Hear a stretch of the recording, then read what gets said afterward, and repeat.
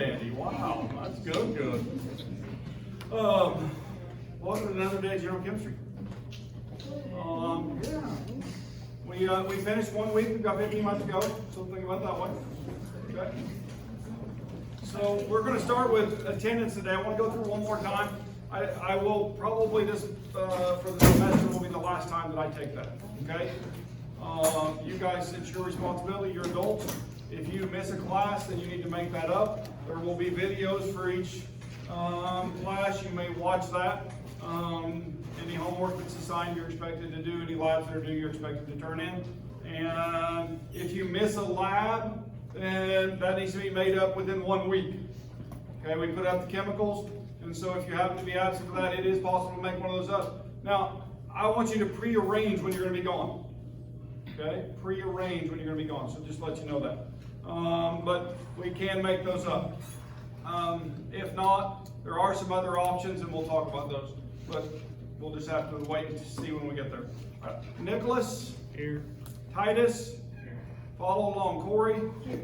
April, here. Carissa, here. Cole, here. Hey Joe, here. Courtney, here. Stephen, here. Nicholas, here. Bryce, here. Ethan, here. Ethan again, here. Benjamin, here. Rebecca, here.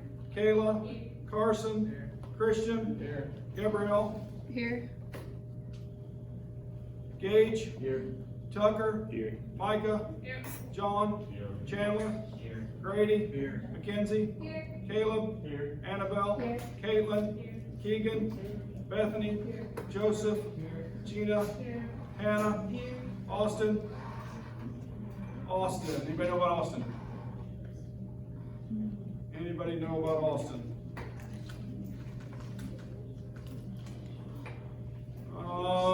Trinity, here. Danielle, here. Sarah, here.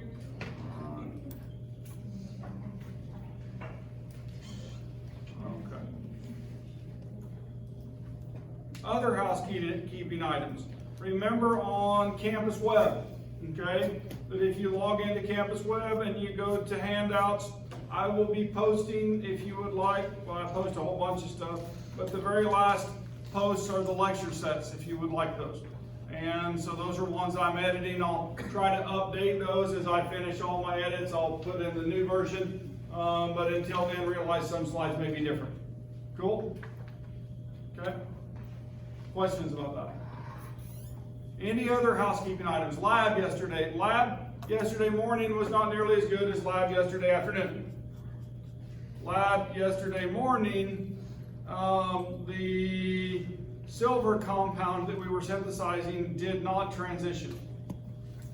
I had a student remake the potassium iodide solution. That fixed it for afternoon. Okay, so that solution had gone bad. That happens sometimes. Okay, so I apologize for those that happened in the morning. My students are supposed to pre-run those for us, and it didn't get done this week, so I will try to make sure that happens in the future. Okay, it just got missed. We're very busy right now. It's the beginning of the semester. Okay, but they're supposed to make sure that chemistry works and it makes the compound that's expected. So anyway, cool. Now, did we take care of it yesterday morning? Yeah, so we made sure that everybody had data. We did an example of the compound that was much purer and synthesized appropriately, and so we got them that transition temperature so they could complete the lab. So it wasn't a crisis. Well, in fact, it was real chemistry, wasn't it? Because real chemistry, well, when everything's prepared appropriately, it works right every time. But when you have something that is not appropriate, then an experiment can fail. Okay? One that's set up like that. Now, in real life, do we have failures in research? And things don't just work like we expect them to? That's very true, okay? And that's what makes rewarding experiences in research, okay? Now, I'll promote this right now because it makes me think of it. Have you guys ever heard of REUs, Research Experiences for Undergraduates? Your junior summer, if there is any way possible, and I know it doesn't fully cover room and board, but if you're really a science student oriented in that direction, pre-professional such as dentistry, medicine, those types of things, or if you're planning on going to graduate school, you should be applying to and hopefully getting or receiving a research experience for undergraduates. We usually have 1 to 3 or 4 students per year that go to those. We had 3 that I know of this past summer. One of them actually did a private company, more of an internship, and then the other 2 actually went and did the REUs. Okay, so that's good, right? Because number 1, they get to experience the research. Number 2, to spend 10 weeks of your life doing research looks wonderful on a resume. I'm just going to say that right now. That it looks wonderful. Okay? So I'm throwing that out there that I'll coach these things, right? Now, whether you choose to do it is up to you. Okay? But there are experiences in biology, chemistry, physics, mathematics. Okay? They pay about $6,000. Okay? As a salary for 10 weeks. Normally, not always, normally they come with room and board. Okay? Sometimes it's just room, but that's not bad, is it? $6,000 and a place to sleep and eat, and you get a good experience. So, is it, you guys want to hear about those kinds of things? I want to promote them because I want you guys to be successful in your dreams. Okay? And that's one of the ways you can improve your resume, by far. And anyway, if you plan on going to graduate schools, a school following this, then our one student that has set the record for the largest stipend and scholarship did actually 2 REUs with the same university, and they loved her and paid her a lot of money to come back as a graduate student. Cool? Yeah. All right. There's other programs that are available for medical students and those types of things. And if nothing else, guys, if you're pre-med right now and you're not volunteering a few hours at the hospital or working as a phlebotomist or a door greeter or any of those types of things, well, you need to be. Okay? Cool? And balance that with your schedule. And that's hard to do as a freshman, isn't it? Yeah. Why? You can't drive. So I know that. But your sophomore year, you should pick that up. Okay? So always important. All right, I think I'm done with housekeeping today, unless you guys have something for me. I'm going to move one of the assignments. I think it was due Monday. I'm going to open that back up because there's still some people who are just now getting their online service up. So just to let you know that it'll get moved. I just haven't got to it yet. So I got to get a little round to it. You guys have seen those, right? Never mind. That was a bad joke. We finished last time talking about physical change. Okay, and we watched the dry ice bounce around the table, and we watched the ice melt on the table, and we stopped with physical change, and we started to move into chemical change. Okay, we started to move into chemical change. The chemical change is when we have a reaction that occurs, and in its simplest form, A goes to B, right? And so the left side is the product, or the reactant, the right side is the product. Now, I have a question. Are reactions reversible? Can the reactant become the product and the product become the reactant? For many reactions, okay? So be aware of that. It's something we're going to get to in this class. But the way it's written, then the left-hand side is the reactant, okay? So the way it is written, that's the case. And so during the reactions, they rearrange, change their chemical composition. And so if we're looking at our iron and sulfur together, and we want to see a reaction, this is the mixture of iron and sulfur we saw with a magnet. And so here we go. A chemical reaction. Let's see if the sound works today.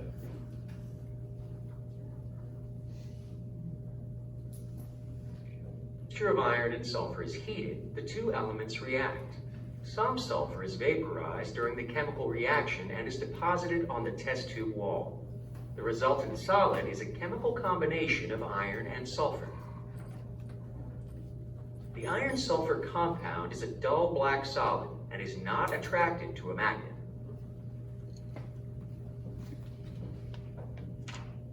It's kind of interesting, isn't it? What's the name of that compound? Iron sulfide, right? unless there's some oxygens that were added to in the combustion process. So it could be a sulfide or a sulfate maybe, right? Because that's a potential, because was it closed off from the atmosphere? No, so anyway, but most often it would be iron sulfide. Okay, so anyway, back to,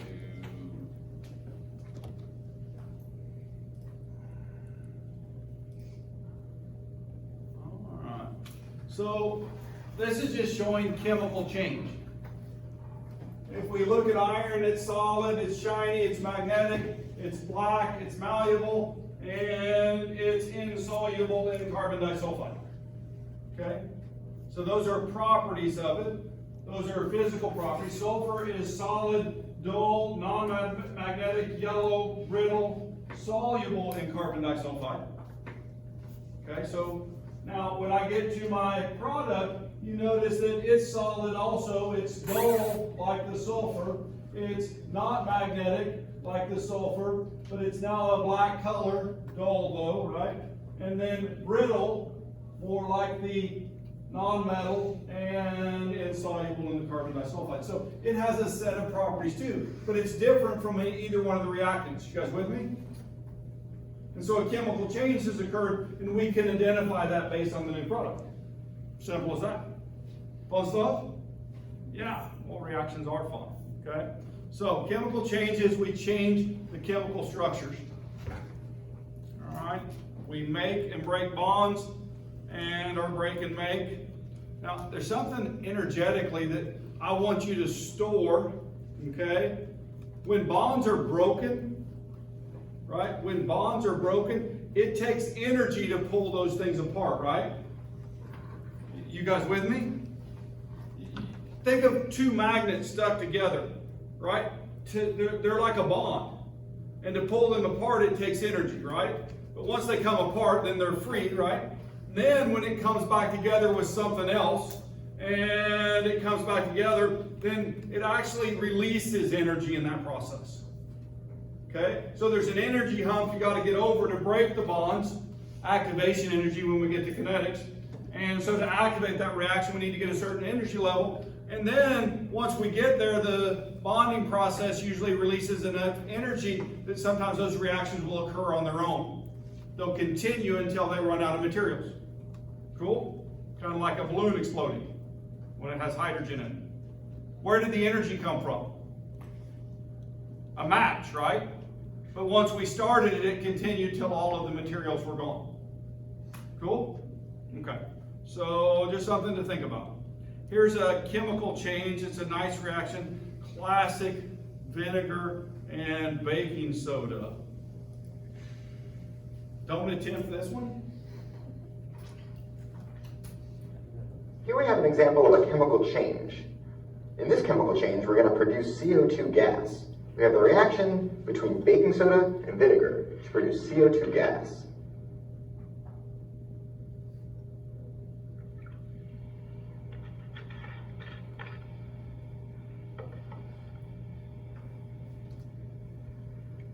Don't we need to take this and spice this up a little bit, put some soap in there, in the vinegar, swirl the soap, maybe some red food dye, and then build a paper mache volcano and pour that in there, and then the bubbles come out and then they run down the sides.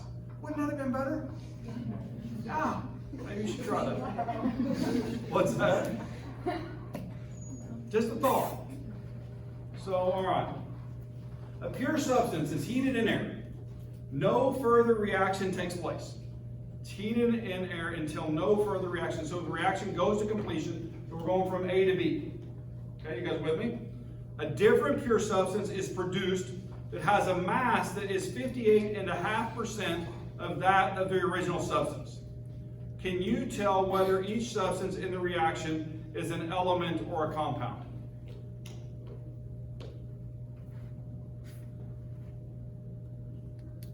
Think about it. So what we're saying is A or B, the two components of the reaction that we're observing. A weighs, see, make sure, this is 58% of the weight of A. Okay? Now wait a minute, let's think about this. If it weighs less, the solid material or liquid material that I have present, what does that mean? Something was released. Something had to be released, because we know there's a law here that we need to think about, right? Mass is conserved in any normal chemical reaction, right? And so conservation of mass says that the mass has to be able, we have to be able to account for it. And so if this weighs less, then there has to be something else, right?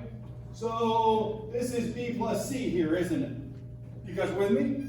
So we have what's called a decomposition going on. Now, what's something else that we know about C?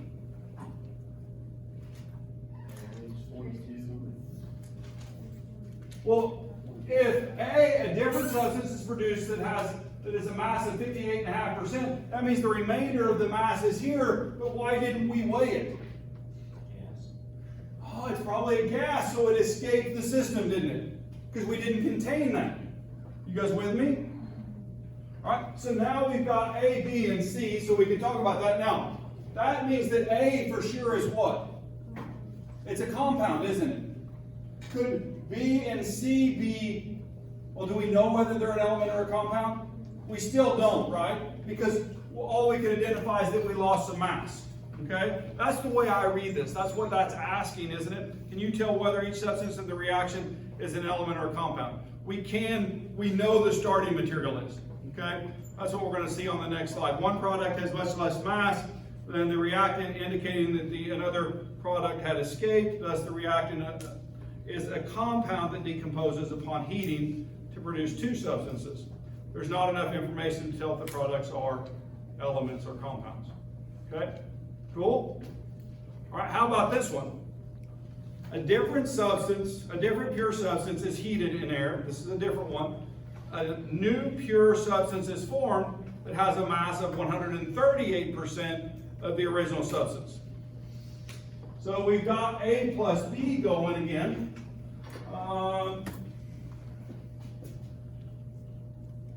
And B is 138% more massive than A. What does that mean? That the product B is going to be a compound, isn't it? Okay, so we know that. So we know B is a compound. All right, we also know that there's another reactant, right? Would you guys agree with that statement? Because the mass had to come from somewhere. And are we going to make the same assumption we did in the previous example? It's a gas, isn't it? So are there gases in air that can react with something to make something that's heavier? Can I take iron and add oxygen to make iron oxide? Yes, and that oxygen can come from the atmosphere, can't it? So it would gain mass if I had pure iron and then I oxidize that with oxygen. You with me? Now, I don't know if it would be 138%. Could we actually calculate that once we get skilled in chemistry? And the answer is yes.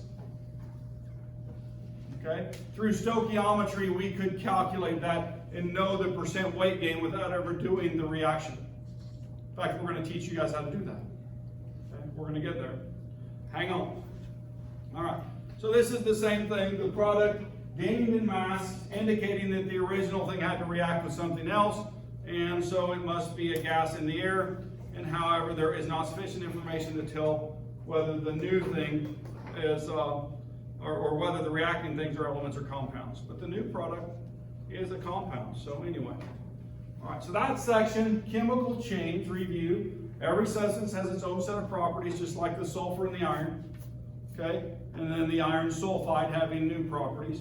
And then physical properties describe a substance: color, right? Texture, whether it's brittle or not, freezing point. Okay, all of those things indicate that.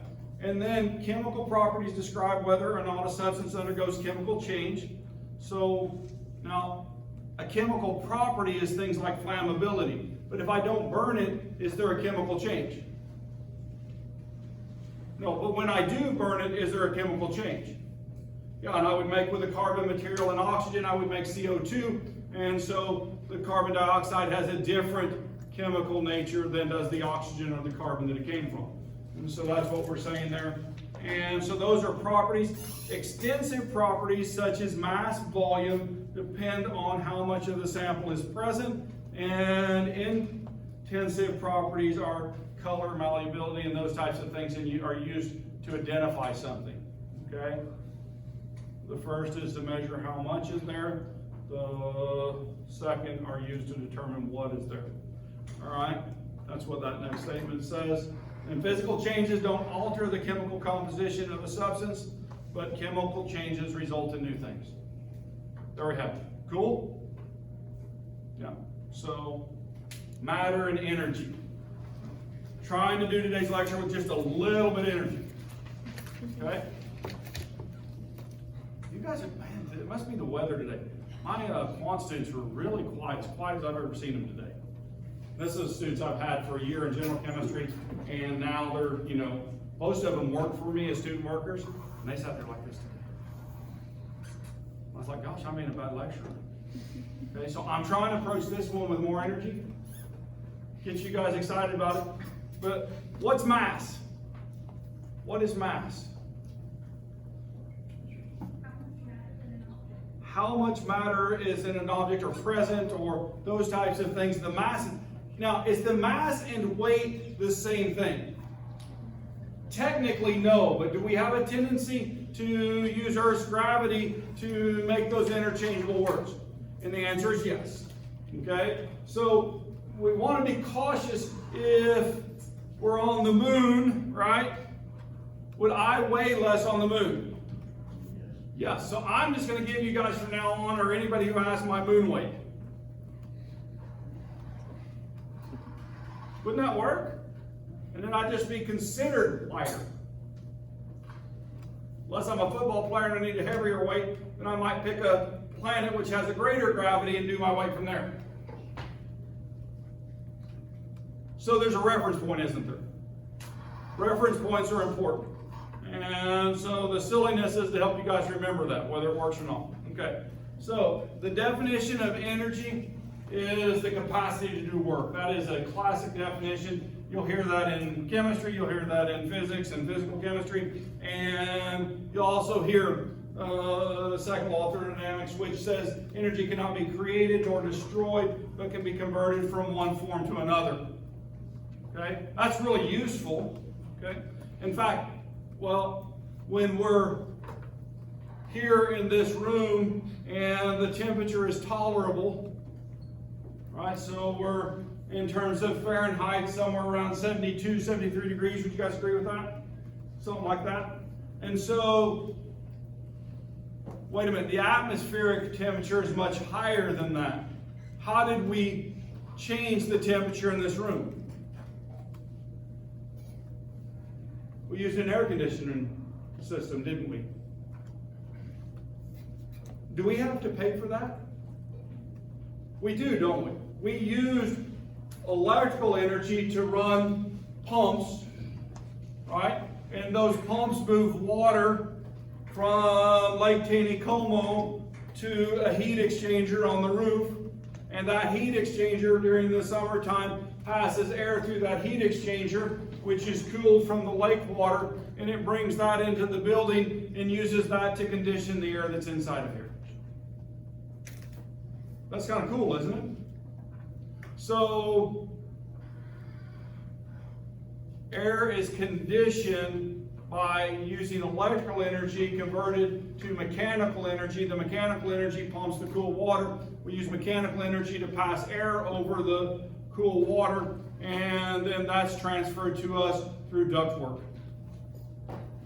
It's an amazing thing. When that doesn't work, it's not much fun in this building.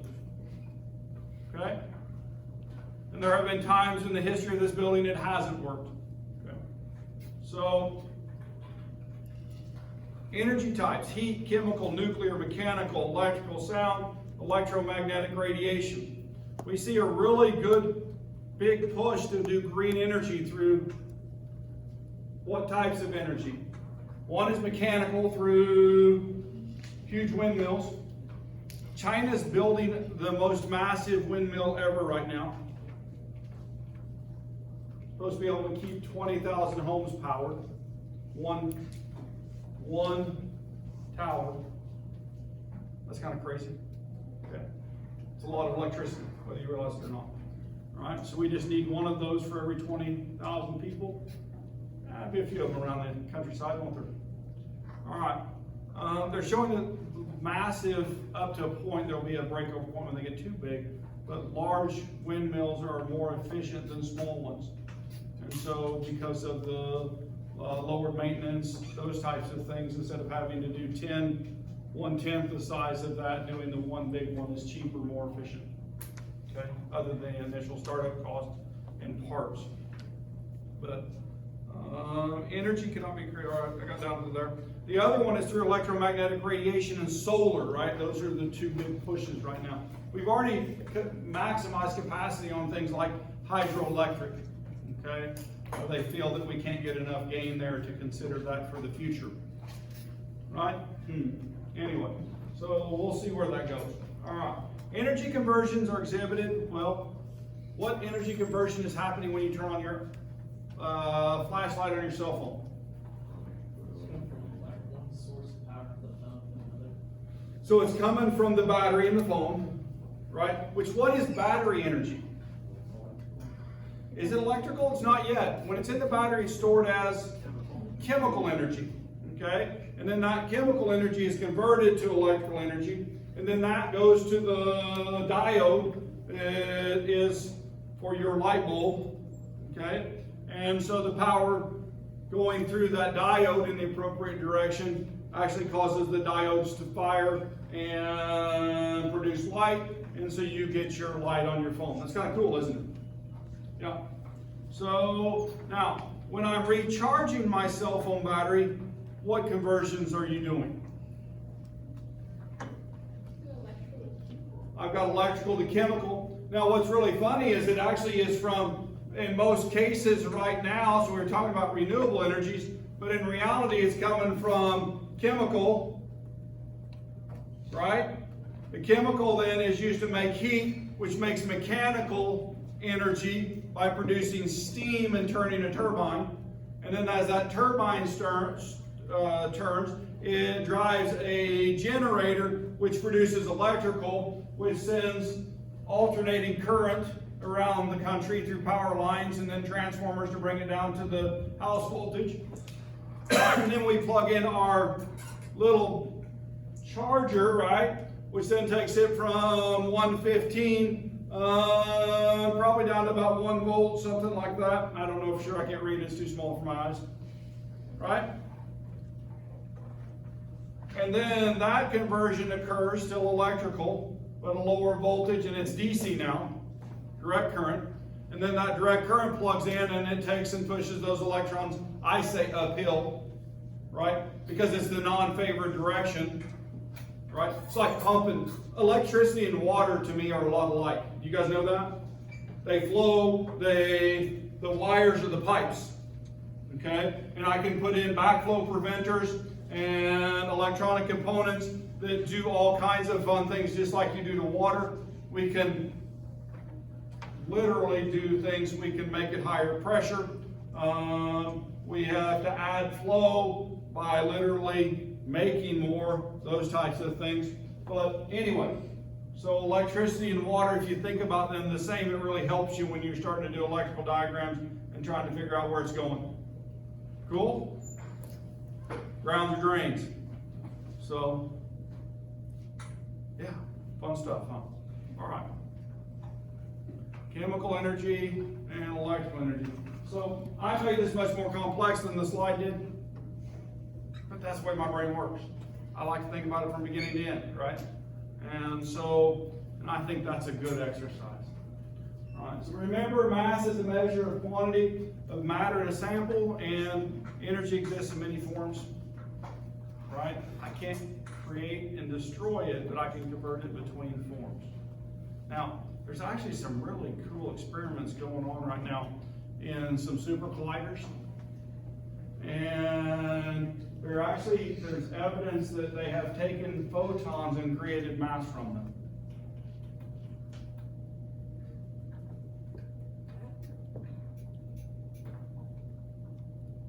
astounding, guys. Okay, so we'll see where that comes out. The preliminary stuff is starting to be published on those experiments. That's really cool. Okay, talk about how the universe was created and those types of things. And I think there's a Big Bang, just to let you guys know that. I think the evidence points to that. But my version of the Big Bang, it may be different than many people's. I believe God spoke. His voice is really big, isn't it? Think about that. And that may be the mechanism that was used. Okay? So, it's a thought. Scientific method. So, I'm a scientist, all right? And I want to say right now, and I've said this to you guys already, there is a faith statement that has to go with being a scientist. Do you guys remember what that faith statement was? I have to believe that the world is real and it's measurable. You guys catch that? Do you believe the world is real and it's measurable? I do. Okay? I believe that it's real and that it's measurable, and I was given the ability to measure, observe, and understand that world. Okay? In fact, I believe that we were given some responsibility with that too. Okay? That we are stewards of this world. All right? So I believe that we can understand things. Now, we use a process, if you believe that, called the scientific method. Now, books make this seem very clean and step by step. So my question is, do I take, and I'm just going to go right to here for a second. Do I make an observation, and then I take and I make a hypothesis from that observation, and then I do an experiment, and if my evidence supports the hypothesis, I do more, and if it continually supports my hypothesis, ultimately I make it to this place called a scientific theory. Do you guys believe it works that way? It doesn't. It's not that clean and linear. It's not at all. It's really the other side. Observation, hypothesis, experiment, results, inconsistent. And so then you revise the hypothesis. But I want to argue, and this is not from your book, this is from me. Okay? That it's more like this.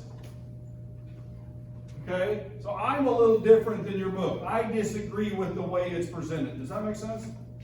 And so I see it as that, well, in the real world, I start noticing something.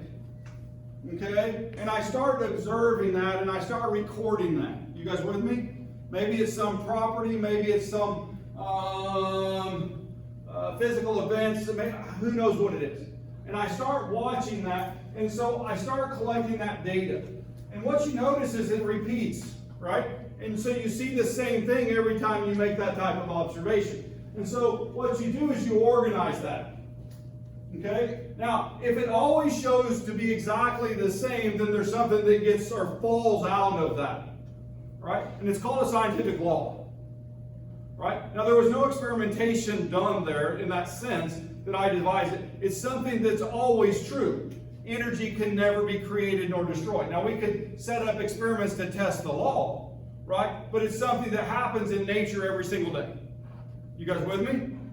And so those are the laws, and they fall out right there at the same time when we're organizing. But now, in reality, what happens is I come down and I take organized data and I make a hypothesis with that. Okay? I say, well, I keep seeing this, and I'm going to make a prediction that this is going to occur again in the same way if we change the conditions or if we add to, take away, whatever that may be. And so I designed this experiment that would run, and if I do that over and over again, I make that hypothesis, my predictions come out of that, well then I collect a bunch of data, and that data continues to remain true, then it spins into this thing that we call a theory. Or, now, there's something else in your engineering world that I need to talk about, right? Because we don't use them as much. Actually, it's not true. We use models some, but engineers love to model things. They will actually build literal models. I've seen a model of the Mississippi River system that is the size of these two rooms side by side, and they actually have all the locks, all the dams, everything else. They have water flows which they can change on that thing, pump water through it to look at what happens as they change levees and those types of things. Isn't that great? That's a model right there, right? Now, does it work exactly in reality? Does the river work exactly like their model? Can Mother Nature be awful? Yes. In fact, recently, where was it? In Kentucky, they had 15 inches of rain in one day. I mean, literally a crazy event, right? Now, I'm sure that they're getting that from this hurricane. I haven't seen all the weather on that. I've been reading some other stuff lately, but there were probably places that got 15 inches in one day, right? You guys with me? Yeah. So anyway, did you guys see how this is more, to me, the model that I want to talk about? Now, are these words right here, hypothesis, theories, and laws, are these abused by common public?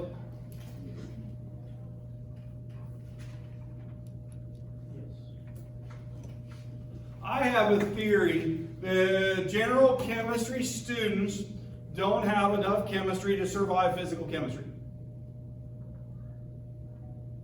Is that a theory? But it sounded important, didn't it? Did you guys catch that? I'm not even sure that's a hypothesis. Now, it might be for someone like me who's collected a lot of data, but when I want to first organize the data and try to show examples of general chemistry students that were also placed in physical chemistry that didn't survive the physical chemistry. That would be the real test, wouldn't it? But now, are we going to do that? No, because general chemistry students don't have enough chemistry to do physical chemistry. Nor is your math probably strong enough either. There might be one or two of you, but very few. Okay? So I have an assumption would be a better word.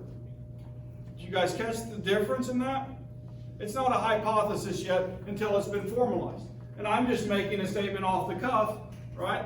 And it's just as good to throw in some statistics, right? 99.9% of general chemistry students, I hypothesize that 99.9% of general chemistry students would flunk physical chemistry. But did I just make all that up? Do I have any evidence to support that? But we use that word in that way all the time, don't we? I hypothesize. And so what I'm trying to tell you is that it's a misuse of language. You aren't using it the same as a scientist would.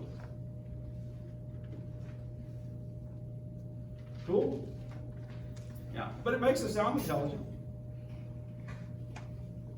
Don't mean to be critical, but it sounds a little that way, doesn't it? Sounds a little bit. So, and we use the word theory in the same way. Okay? Theories are broader in scope, explain and predict many observations. And now, can hypotheses be proven wrong? Absolutely. Can theories be proven wrong? Absolutely. Okay? So I want you to realize that. Now, does that mean science is wrong? That's one of the greatest strengths in science, is that we accept we're wrong and we improve it. Okay? If I build a house and it falls down, is that a bad thing? But if I use proven construction methods, experience and those types of things to build it, it is a lot better chance of standing, doesn't it? And does it make a difference where I build it? I always like this one, right? If I build it on the sand, am I making a mistake? Yeah. Where's the safest place to build it? Not on the sand, on the rock, right? So there's some literal to that. I think that that is said in Scripture in a different way, okay? So just be aware that, but there's some reality to that. Now, if you live in Missouri and you build your hill way up on the rock, you might have to watch out for a tornado too. So you might want to build a, Category 5 hurricane-proof home to survive that.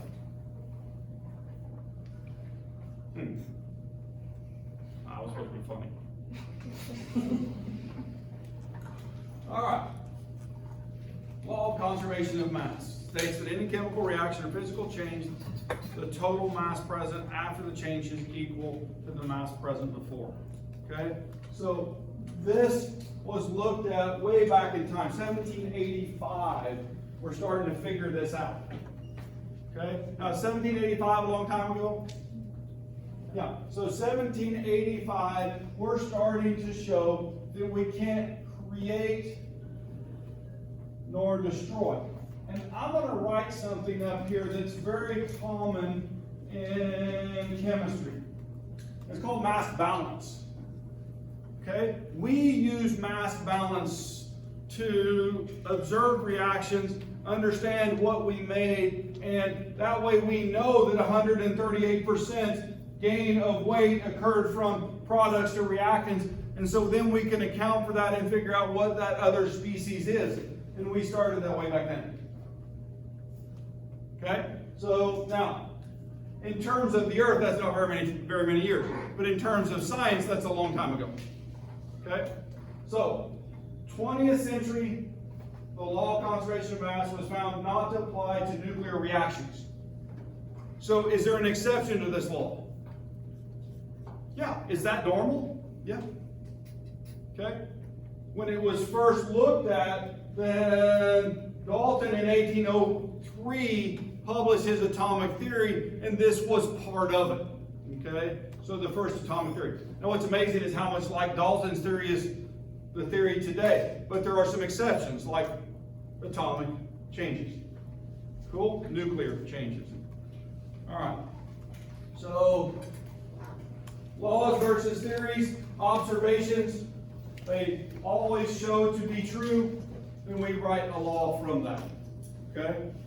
Where testable explanations become hypotheses, and if that continues, we work in that wheel, then what we find is that we can write a theory from that.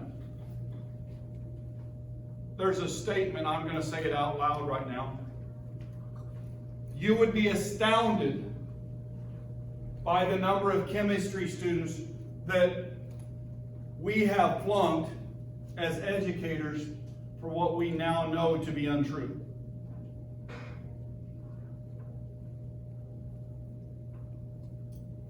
Don't we teach the current place of science in a room like this? What we understand to be true now?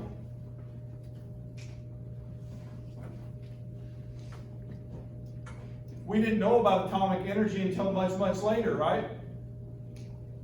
So there was no exception to that rule until we learned about nuclear chemistry, which didn't happen until World War II. A few years in between right there, right? So if you had been tested before World War II, then you would not have known the exception. And so if you had written there was an exception, then you would be wrong, wouldn't you?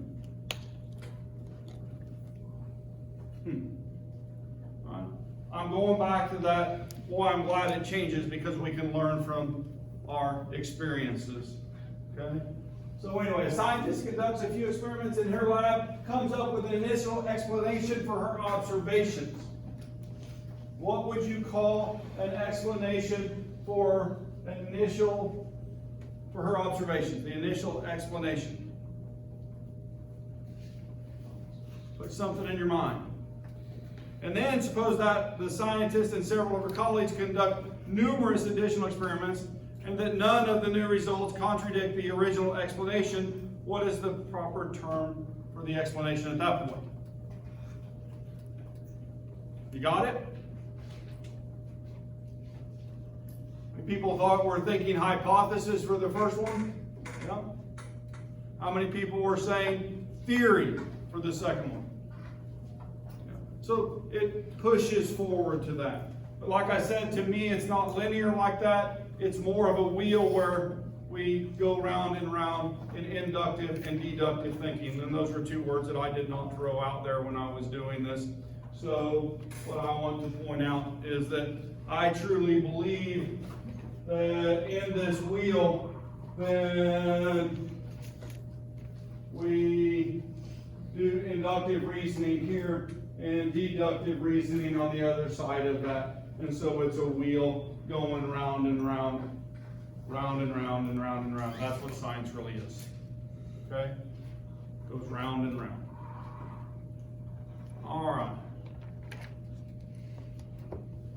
We stand on the shoulders of giants. Okay? We stand on the shoulders of giants. Those are the previous scientists before us that organized, outlined, and I can't imagine, I'll talk about this, guys, as we talk about some of historic experiments, the tenacity, no electricity, no air conditioning, no way to store data, a slide rule for complex mathematics. Think about it. You had to hand blow all your glass. There was no manufacturing processes. And some of the experiments that were done during these periods are absolutely astounding. Right? You guys with me? And we have to thank for it. Video games, manufacturing, whole different life, right? There's not many people that dedicate their lives in the same way those historical scientists did. But wait a minute, back in their day, wasn't it the same way? One of the things most scientists had in common, they came from wealthy families, or had an academic way that they were pushed into that academic system. Okay? So not everybody got to do that. Most people, well, they live normal lives. So, but they're amazing. The tenacity there is just amazing. Experimental science generally follows the scientific method, scientific laws and observation that has always seemed to be true. A hypothesis is an explanation for repeating data, or for tentative data, and then a theory is for repeating data. Okay? So to think about it that way, a hypothesis can become a theory, but a theory can never become a law. Right? That's a different path. Okay? So we separated those in that picture. All right? All right. I'm going to go a little bit more. I got a few more minutes, a couple more minutes. You guys let me, if you would. All right? Biggest problem in science, my opinion, is we have uncommon units. Please, I pray that you guys, your generation, will be finally smart enough to move the United States into the system international for units. Please. Okay? And then it would take half of this class and throw it away and we could teach more chemistry instead of unit conversions. No, I'm serious. All right? We need common units for the world. It would make science work better. So let's move to the meters, liters, and kilograms. Cool? Please. All right. Base units, fundamental units. Let's look at those. Meter is one. Okay? Kilogram is another.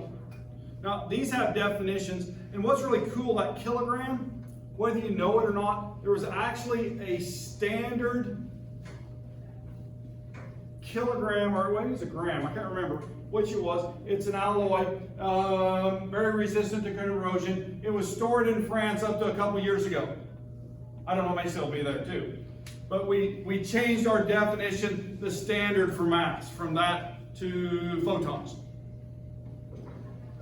Yeah. You can go read the definition if you would like. But it's kind of cool, right? That we have a standard for these SI units for all of them. And so with these base units, we have something that we measure them against. Here's some 1 kilogram things, right? 1 kilogram samples. And yeah. How much water is a kilogram? Approximately, huh? 1 liter.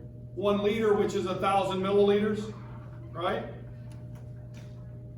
1 milliliter of water weighs a gram, so that's 1,000 grams. 1,000 grams is equal to a kilogram, right? Did I just do a whole bunch of conversions in my head? I did, didn't I? So you get so good at these that you can repeat them in your head. So next time we're going to do some conversions, and we're going to use these and many other units to practice those. Okay? So have a wonderful day, and I will see you on Friday. Cool.